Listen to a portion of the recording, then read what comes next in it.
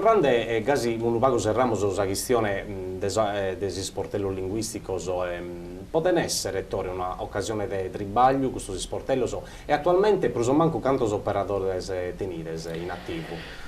Dunque, esti un'occasione di traballo, sa sceda esti giai, eia. Poi esti penso un'occasione di traballo, non sono di bessi proprio da una situazione di gusta. Un anno a oggi, che sbaglio non faccio, sa regione ha fatto un bando, poi indirizzato ai enti di formazione, poi questo che vogliono rilasciare certificazioni, ha un di donante questa possibilità di, a picciocco con titoli e caratteristiche fissate in sul bando e tutto, di fare una formazione più su dei operatori, come operatori culturali, operatori di sportello linguistico. Beh, mera di questo picciocco su punti traballenti con noi.